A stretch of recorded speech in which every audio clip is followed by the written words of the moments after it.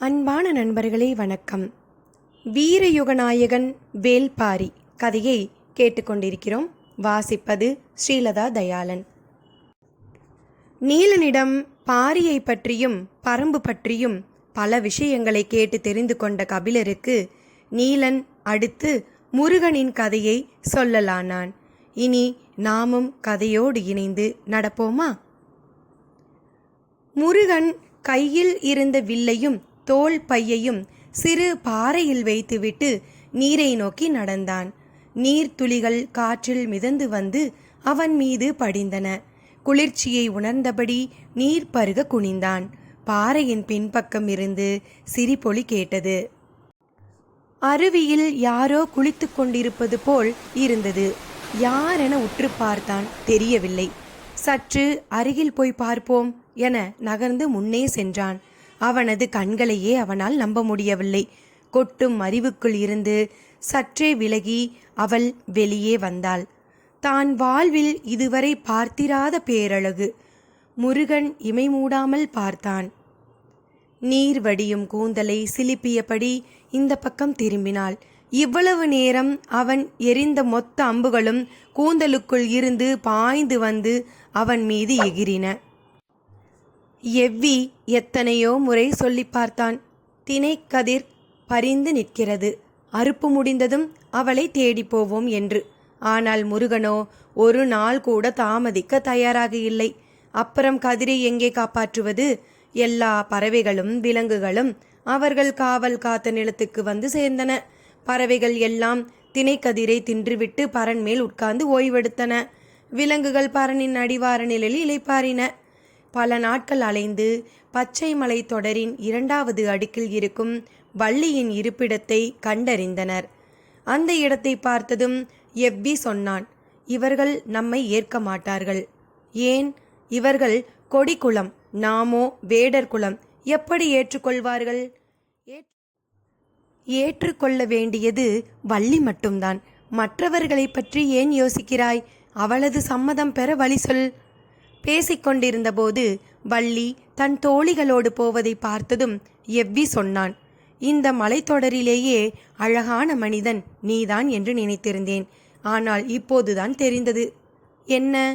அழகு என்றால் என்னவென்று எவ்வி சொன்னபோது முருகன் மகிழ்ந்து சிரித்தான். இதுவரை இல்லாத ஒரு பேரழகாக அந்த சிரிப்பு இருந்தது.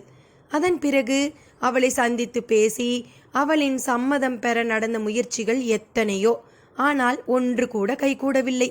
இந்த காட்டில் அவள் அறியாதது எதுவுமில்லை.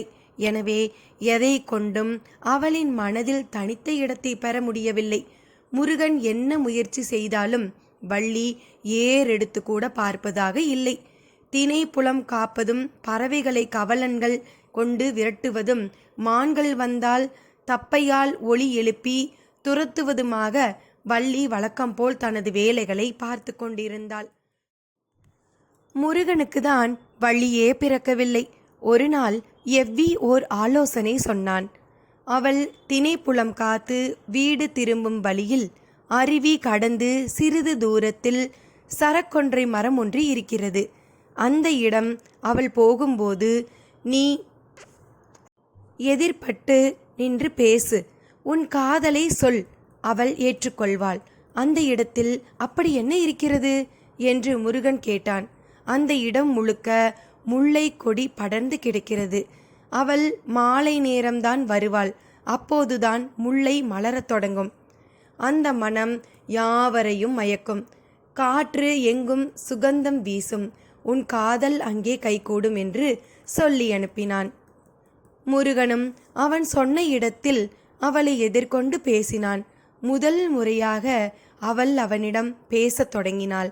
ஆனால் அந்த பேச்சில் காதல் இருப்பது போல தெரியவில்லை. காட்டுக்குள் தப்பிப்போன ஆட்டுக்குட்டியை விசாரிப்பதைப் போலத்தான் அந்த விசாரிப்பு இருந்தது. எவ்வி இன்னொரு யோசனை சொல்ல முன்வந்தபோது முருகன் தடுத்து விட்டான்.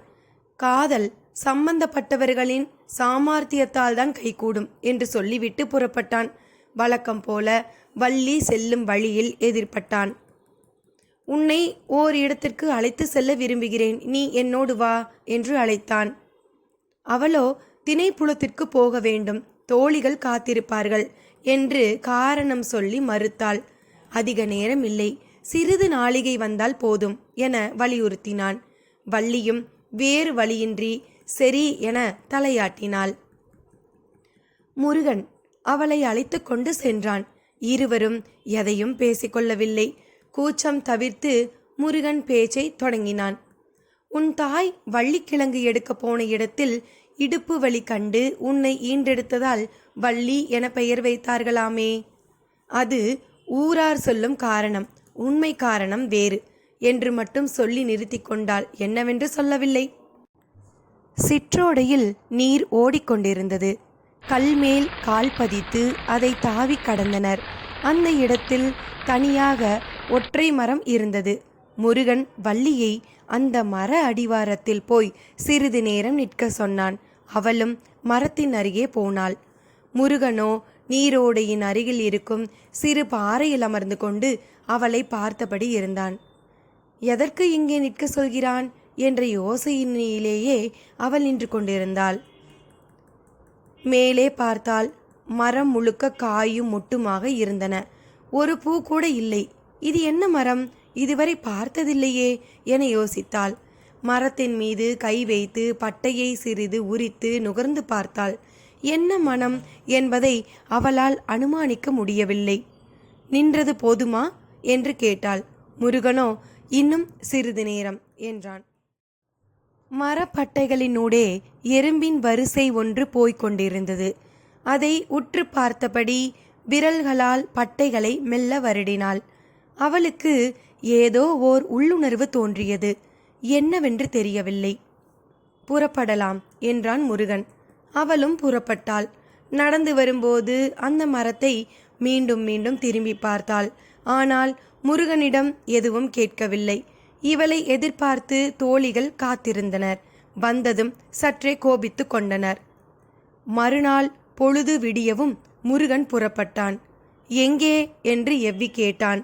நேற்று வள்ளியை அழைத்து சென்ற இடத்திற்கு என்றான். மீண்டும் அதே இடத்துக்கா? ஆம், காரணத்தை வந்து சொல்கிறேன் என்று சொல்லிவிட்டு புறப்பட்டவன், புதிய பரண் ஒன்று அமைத்திவை, நான் திரும்பி வரும்போது வள்ளியும் உடன் வருவாள் என்று சொல்லி சென்றான். எவ்வி ஆச்சரியத்தோடு பார்த்தான். முருகன் வழக்கத்தை விட உற்சாகத்தோடு இருந்தான். நேற்று சந்தித்த இடத்திலேயே வள்ளியை சந்தித்தான். சிறிது நேரம் என்னுடன் வா என்று அழைத்தான். அவள் தனக்கு வேலை இருப்பதாக சொல்லி மறுத்தாள். முருகன் மீண்டும் அழைத்தான். வள்ளியோ மரங்களில் எறும்பூறுவது ஒன்றும் அதிசயமல்ல என்று சொல்லிவிட்டு நடக்கத் தொடங்கினாள். இந்த ஒரு முறை மட்டும் வா, இனி நான் உன்னை அழைக்க மாட்டேன் என்றான் முருகன். அந்த குரலை மறுக்க முடியவில்லை. சரி, இந்த முறை மட்டும் வருகிறேன் என்று சொல்லி புறப்பட்டாள். இருவரும் நேற்று சென்ற வழியில் நடந்தனர். வள்ளி கேட்டாள், முருகு என்று ஏன் உனக்கு பெயர் வைத்தார்கள்? நான் மிக அழகாக இருந்ததால் இந்த பெயர் வைத்ததாக எனது தாய் சொன்னாள். பதிலை சொல்கையில் முருகனின் முகமெல்லாம் வெட்கம் பூரித்தது. எங்கள் ஊரில் 8 வகை கல்லுண்டு. அதில் ஒரு வகை கல்லுக்கு முருகு என்று பெயர் என சொன்னாள் வள்ளி. கல்லுக்கு எதற்கு இந்த பெயர் வைத்தார்கள் என்று கேட்டான் முருகன். தெரியவில்லை, மயக்கும் தன்மை இருப்பதால் இந்த பெயர் வைத்திருப்பார்கள் என நினைக்கிறேன் என்றாள் வள்ளி. முருகன் திரும்பி அவளை பார்த்தான். அவள் தலை குனிந்திருந்தாள். ஆனாலும் அவளது முகத்தில் படர்ந்த வெட்கத்தை மறைக்க முடியவில்லை. பேசியபடியே அந்த நீரோடை அருகில் வந்தார்கள். முருகன் வழக்கம் போல அந்த இடத்தில் இருந்த சிறு பாறையின் மீது ஏறி அமர்ந்தான். வள்ளி மரத்துக்கு அருகே போக ஓடையை தாண்டி குதித்து தலை தூக்கி பார்த்ததும் அப்படியே அதிர்ந்து நின்றாள். அவள் கண்களையே அவளால் நம்ப முடியவில்லை. உறைந்து போனவளாக கண்ணிமை கொட்டாமல் பார்த்தாள். எதிரில் இருந்த அந்த மரம் முழுவதும் பூக்கள் பூத்து குலுங்கின. மஞ்சளும் நீலமும் ஒன்று கலந்த வண்ணத்தில் முயல் பாதை போல நீண்டு விரிந்த மலர்கள் மரமே நிரம்பி வழியும் பூக்கூடையாக நின்று ஆடியது. ஒரு சிற்றிலை கூட தெரியவில்லை. மலரின் மனம் காற்று எங்கும் பரவ அந்த வெளியே மணத்து கிடந்தது. நம்பவே முடியாத அதிசயத்தை பார்த்தபடி இருந்த வள்ளி திரும்பி முருகனை பார்த்தாள். நேற்று ஒரு பூ கூட இல்லாத மரத்தில் இன்று மரமெங்கும் பூக்கள் பூத்து குலுங்குகின்றனவே, எப்படி? முருகன் சொன்னான். பெண்ணுடைய அணுக்கத்தால் மலரும் மரம் இது. நேற்று நீ இதை தொட்டு தழுவினாய். உன் மூச்சுக்காற்றை அதன் பட்டைகளும் கணுக்களும் நுகர்ந்தன. இதன் அத்தனை மொட்டுகளுக்குள்ளும் உன் பெண்மை பாய்ந்தோடியது. பல ஆண்டு காத்திருப்புக்கு பிறகு அது பூ பெய்துள்ளது. இதன் பெயர் எழிலை பாலை. இந்த வனத்தில் இருக்கும் 10 பேரதிசயங்களில் இதுவும் ஒன்று. அந்த மொத்த பூக்களும் தனக்குள் இருந்து மலர்ந்தனவா? வள்ளிக்கு உடல் சிலிர்த்தது. ஓடி சென்று அந்த மரத்தை கட்டித் தழுவினாள். பட்டைகளின் மீது இதழ் குவித்து முத்தமிட்டு இறுக தழுவினாள். கண்களில் நீர் வழிந்தது. அவளது மார்பகங்களை கணுக்கள் குத்தி அழுத்தின. மெய் மறந்து கண்கள் செருகினாள். மரம் குலுங்கி பூக்களை உதிர்த்தது. அவளது அணைப்புக்குள் இப்போது முருகன் இருந்தான். அவளது கரங்கள் இணைந்து முருகன் கழுத்தை இறுக்கின. அவளது கீழ் உதடு நடுங்கியது. அதன் விளிம்பில் இருந்த சிறு மச்சத்தில் இருந்து முருகனின் பார்வை நகரவே இல்லை. இருவரது மூச்சுக்காற்று மோதி திரும்பின. காதல் அனல் அடிக்க ஏழிலை பாலையும் சூடேறியது. பூக்கள் சொரிந்து அவர்களது உடல்களை மூடின. ஆனாலும் உள்ளுக்குள் மலர்ந்து கொண்டே இருந்தது. அத்தியாயம் 4. பரன் அமைக்க காலையில் இருந்தே இடம் தேடிக்கொண்டிருந்தான் எவ்வி. அவனுக்கு முருகன் வள்ளியோடு வருவான் என்பதில் எந்த சந்தேகமும் இல்லை. நேற்றே முருகன் அழைத்த இடத்திற்கு வள்ளி தன் தோழிகளுக்கு தெரிவிக்காமல் சென்றிருக்கிறாள். ஒருமுறை முருகனின் பின்னால் சென்றால் பிறகு காலம் முழுவதும் சென்று கொண்டே இருக்க வேண்டியதுதான். அதற்கு சிறந்த உதாரணமே நான் தான் என்று நினைத்து கொள்வான். இன்று வள்ளியுடன் தான் முருகன் வருவான். ஆனால் மீண்டும் அதே மரத்தை பார்க்க ஏன் அழைத்து போனான் என்பதுதான் விளங்கவில்லை என யோசித்தபடியே பரன் அமைக்க ஏதுவான இடம் தேடிக்கொண்டே இருந்தான். பச்சை மலையில் யானை பள்ளத்தின் தென் திசையில் இருந்த முகட்டில் ஒரு வேங்கை மரம் தனித்து நின்றிருந்தது. இப்படி ஓர் இடத்தில் தனித்த வேங்கை மரத்தை யாரும் பார்த்திருக்க மாட்டார்கள். எவ்வி அதன் மீது ஏறி அதன் உச்சியை அடைந்தான். மேற்கொப்பில் நின்று 4 புறமும் பார்த்தான். மொத்த மலையும் அந்த வேங்கை மரத்திற்கு கீழ்ப்பணிந்து இருந்தது. காற்று எல்லா திசைகளில் இருந்தும் சுழன்று வந்தது. தனது வேகத்திற்கு ஏற்ப வேங்கை மரத்தை விரல்களால் கோதி இசை கூட்டி சென்றது காற்று. இன்று முருகனுக்கும் வள்ளிக்கும் தலைநாள் இரவு. குறிஞ்சி நிலத்தின் பேரழகே இந்த நாளுக்காக வடிவமைக்கப்பட்டதுதான். கைக்கு எட்டும் தூரத்தில் வெள்ளிகள் பூத்து கிடக்க, கால்களுக்கு அடியில் காடு மிதக்க, காமம் பெருத்து காதல் தலைக்க இதுவே ஏற்ற இடம் என எண்ணியபடி கீழிறங்கினான். அன்று பகல் முழுவதும் காட்டின் ஒவ்வொரு திசைக்கும் ஓடினான். செவ்வருவிக்கு பக்கத்தில் விளைந்த சந்தன மரம் ஒன்று இருப்பது அவனுக்கு தெரியும். நண்பகல் கடந்தபோது சந்தன மர கிளைகளோடு வேங்கை மர அடிவாரம் வந்தடைந்தான். வரும்போதே சிலா கொடியை அறுத்து வந்திருந்தான். வேங்கை மரத்தின் உச்சியில் நாட்கிளைகளுக்கு நடுவில் சந்தன மர கட்டைகளை குறுக்கிட்டு அடுக்கி சிலா கொடியால் இறுக கட்டினான். கொடிகளிலேயே மிக உறுதியானது சிலா கொடி. இவ்வளவு உயரத்தில் பரனை உளைய விடாமல் இறுக பிரித்திருக்கும் ஆற்றல் அதற்குத்தான் உண்டு. அதன் இன்னொரு சிறந்த குணம், கொடியை அறுத்த 3 நாட்கள் வரை அதன் சாறு கசிந்து வெளிவந்தபடியே இருக்கும். அதிலிருந்து வரும் நறுமணத்திற்கு ஈடே கிடையாது. சந்தன மர வாசத்தில் சிலா கொடியின் நறுமணத்தோடு வேங்கை மர வாசத்தில் அதன் உச்சியில் திரும்பும் திசையெல்லாம் பச்சை மலை காற்றை அள்ளி அணைத்து எம் குறிஞ்சி தலைவனும் தலைவியும் நடத்தும் ஆதிக்கூத்து எம் குலத்தை பெருக்கி காதலை தலைக்கச் செய்யும்.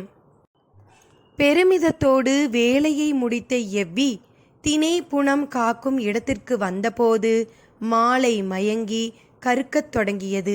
அவன் எதிர்பார்த்தது போலவே வள்ளியோடு முருகன் வந்தான்.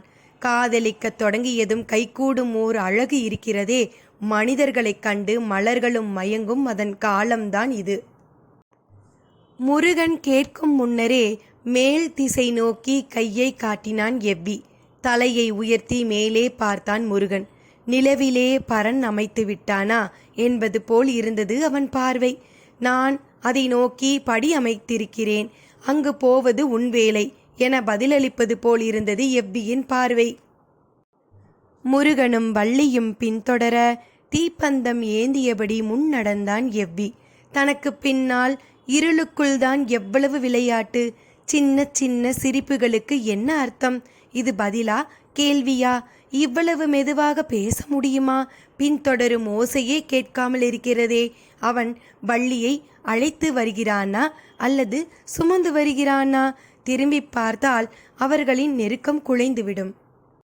வேண்டாம் என யோசித்தபடியே வேங்கை மர அடிவாரம் வந்தான் எவ்வி. பந்தம் மொழி அந்த இடம் படரும் போதுதான் தெரிந்தது முருகனும் வள்ளியும் ஏற்கனவே அங்கு வந்து அமர்ந்து இருந்தது. எவ்வி அதிர்ந்து போனான். என்னை பின்தொடர்ந்து வருகிறீர்கள் என்றல்லவா நினைத்திருந்தேன். மனிதனால் காதலை அழைத்து வர முடியாது, காதல்தான் மனிதரை அழைத்து வரும். எவ்வியிடம் பேச வார்த்தைகள் இல்லை. வணங்கி விடை பெற்றான். அப்போது எவ்வியின் கையில் ஒரு பொருளை கொடுத்தான் முருகன். எம் காதல் பரிசு என்றாள் வள்ளி. அவர்கள் மர ஏணியில் ஏறி சென்று பரனில் அமர்ந்தனர். எங்கும் சூழ்ந்திருந்த இருளுக்குள் இருந்து காற்று இசையை சுரந்தது. அசையும் இலைகளுக்கு இடையில் விண்மீன்கள் கண் சிமிட்டின. இத்தனை கண்களுக்கு இடையில் நாம் வெட்கம் களைவது எப்படி என்று கேட்டபடி வள்ளி நாணினாள். முருகன் சொன்னான், வெட்கம் களைகையில் இவற்றை பார்க்க கண்கள் ஏது நமக்கு? சுடர் அணைவது போல் பேச்சு குரல் மெல்ல அணைந்தது. வேங்கை மரம் தனது கிளைகளை அசைக்கத் தொடங்கியது. சந்தன வாசத்துக்குள் சிலா கொடியின் நறுமணம் இறங்கிய போது காற்று எங்கும் சுகந்தம் பரவி மேலெழுந்தது. மரத்தின் கொப்பொன்றில் இருந்த ஆண் பள்ளி குரலெழுப்பி தனது துணையை அழைத்தது. ஓசை கேட்ட திசை நோக்கி முருகன் திரும்பிய போது அவன் கண்ணம் தடுத்து வள்ளி சொன்னாள், அடுத்தவர் காதல் காண்பது பிழை. முதலில் அதனிடம் சொல் என்றான் முருகன். சிதறி தெரித்த வள்ளியின் சிரிப்பொலியை காடு எங்கும் மள்ளி கொண்டு போனது காற்று. எவ்வி காரமலையின் அடிவாரத்தில் இருக்கும் தனது ஊருக்கு வந்து சேர்ந்தான். முருகன் எங்கே என்று கேட்ட ஒவ்வொருவருக்கும் ஒரு பதிலை சொன்னான். இதுவரை அடையாத ஒரு மகிழ்வை இப்போது அடைந்திருப்பதாக அவனது மனம் துள்ளி குதித்தது. முருகன் தந்த காதல் பரிசை பார்த்தான். அது ஒரு பூண்டு போல் இருந்தது. இதை என்ன செய்வது என யோசித்தபடி பூண்டை தட்டில் பக்கத்தில் நீர் நிறைந்திருந்த பைங்குடத்தில் போட்டான். நீருக்குள் இருந்து குமிழிகள் இடைவிடாது வந்தன. அந்த நீர் பழசாறு போல மாறிக்கொண்டிருந்தது. அதை மூங்கில் குடுவையில் ஊற்றி ஒரு மிடறு குடித்தான். அதன் சுவைக்கு ஈடு சொல்ல வார்த்தைகளே இல்லை. மனிதர்கள் யாரும் இதுவரை இப்படி ஒரு சுவையை அனுபவித்திருக்க மாட்டார்கள். குடத்தில் இருந்த மொத்தத்தையும் குடித்து முடித்தான். குடத்தின் கீழ் பூண்டு அப்படியே இருந்தது. மீண்டும் குடம் நிறைய தண்ணீரை ஊற்றினான். நீர் பழசாறாக உருமாறியது. மீண்டும் அதை குடிக்க துணிந்தபோது காட்டின் கீழ்ப்புறம் இருந்து பெரும் ஓசை கேட்டது. குடத்தை அப்படியே வைத்துவிட்டு வெளியே ஓடி வந்து பார்த்தான். கையில் தீப்பந்தங்களோடு மனித கூட்டம். வேட்டுவன் பாறைக்கு பின்புறமாக நடந்து காட்டின் தென் திசை நோக்கி சென்று கொண்டிருந்தனர். யார் இவர்கள்? இந்த நள்ளிரவில் பந்தம் ஏந்தி எங்கே சென்று கொண்டிருக்கின்றனர் என ஊரில் இருந்து ஒவ்வொருவருக்கும் ஒரு சந்தேகம் எழுந்தது. முதுகிழவன் சொன்னான், நாம் கீழே இறங்கி போய் அவர்கள் யார், எங்கே போகின்றனர், என்ன இடர் நேர்ந்தது என்று கேட்போம் என்றார். நம்மீது தாக்குதல் தொடுத்துவிட்டால் இது நம் இடம், நம்மை ஒன்றும் செய்துவிட முடியாது. சரி என்று சிலர் மட்டும் புறப்பட்டு சென்றனர். மற்றவர்கள் குடிலை காத்தபடி மேலேயே நின்றனர். முதுகிழவனும் எவ்வியும் முன்னால் நடக்க இளைஞர் சிலர் பின்தொடர்ந்தனர். மலை சரிவில் வேகமாக இறங்கினர். எங்கு இருந்தோ வந்த பலத்த காற்று அவர் மீது மோதி சென்றது. எவ்விக்கு பரனை நோக்கி நினைவு சென்றது. இந்த காற்றுக்கு பரன் தாங்குமா என மனதிற்குள் சின்னதாக அச்சம் உருவானது. அந்த தென் திசை உச்சியை அண்ணார்ந்து பார்த்தான். மறுகணமே அடுத்த சந்தேகம் உருக்கொண்டது. ஒருவேளை வேங்கை மரம் உந்தி தள்ளியதில் இருந்துதான் இந்த காற்றே உருவாகியிருக்குமோ? பெருங்கடல் நடுவே மிதக்கும் சிறு தெப்பம் போல் உச்சிக்காட்டின் உள்ளங்கையில் ஆடிக்கொண்டிருந்தது பரன். வெகு தூரத்தில் பெண் யானையின் பிளறல் கேட்டது. யானைகள் முயங்கி கூடுகின்றன. நிலவை பார்த்தபடி இருந்த வள்ளி சொன்னாள், இன்னும் சிறிது நேரத்தில் இரவு பூக்கள் மலரத் தொடங்கும். எப்படி சொல்கிறாய்? மெல்லியதாக கேட்டது முருகனின் குரல். பூவின் மேலிதழ் விலகத் தொடங்கி 3ஆம் நாளிகை முடியப் போகிறது. நாம் பரன் ஏறத் தொடங்கும் போதேவா? இல்லை, நீங்கள் ஆண் பள்ளியின் அழைப்பை கேட்டு திரும்பிய போது. நீ எந்த மலரை சொல்கிறாய்? மலர்களில் ஏது வேறுபாடு? எல்லா மலர்களும் ஒரே இனம்தான், பெண்ணினம். இரவு மலர்கள் மலரத் தொடங்கின. திசையெங்கும் புதிய நறுமணம் படர்ந்தது. மூங்கில் அடர்ந்த கீழ் திசையிலிருந்து குழல் இசையை காற்று அள்ளி வந்தபோது அதனுடன் காதலின் உயிரோசையும் இணைந்தது. வேங்கை மரம் நிலை கொள்ளாமல் ஆடியது. தீப்பந்தம் ஏந்தி கடுங்குரலோடு சென்று கொண்டிருந்தவர்களை வேடர் குல முதுகிழவன் மறித்து கேட்டான். எங்கே போகிறீர்கள்? முதுகிழவனின் கேள்விக்கு பெருங்குரலில் பதில் சொன்னான் ஒருவன். நாங்கள் கொடிக்குளத்தை சேர்ந்தவர்கள். பச்சை மலையின் ஈரடுக்கின் கீழ் இருக்கிறோம். எங்களின் குலமகள் வள்ளியை காணவில்லை. நேற்று காலை குடில் விலகி தினை புனம் காக்க சென்றாள். ஆனால் அவள் பரனுக்கு போகவில்லை. எங்கே போனாள் என அவள் தோழிகளுக்கும் தெரியவில்லை. அவர்களாக தேடி பார்த்துவிட்டு மாலையில்தான் எங்களிடம் வந்து சொன்னார்கள். அப்போது முதல் நாங்கள் தேடி வருகிறோம். எங்கேயும் காணவில்லை. கீழ்த்திசைக்கு ஒரு குழு சென்றுள்ளது. நாங்கள் யானை பள்ளம் நோக்கி போகிறோம். எவ்விக்கு அப்போதுதான் ஆபத்து புரிந்தது. இவர்களை அந்த பக்கம் போகவிடக்கூடாது என யோசிக்கையில் முதுகிழவன், இந்த பெருங்காட்டில் நீங்கள் மட்டும் எப்படி தேடுவீர்கள்? நாங்களும் உடன் வருகிறோம். ஆளுக்கு ஒரு பக்கமாக தேடுவோம் என்றார். ஆபத்து பேராபத்தாக மாறியதை எவ்வி உணர்ந்தான். என்ன செய்யலாம் என யோசிப்பதற்குள் முதுகிழவன், ஏன் நிற்கிறீர்கள், புறப்படுங்கள் என்று சொல்லி அவர்களோடு நடக்கத் தொடங்கினார். சற்று நில்லுங்கள், நான் மற்றவர்களையும் அழைத்து வருகிறேன் என்று சொன்ன எவ்வி அவர்களின் பதிலை எதிர்பார்க்காமல் குடிலை நோக்கி விரைந்து ஓடினான். சரி, இன்னும் கூடுதல் ஆட்களோடு சென்று தேடுவது நல்லதுதான் என யோசித்த அவர்கள் அவன் வரும் வரை பொறுத்திருக்க முடிவு செய்தனர்.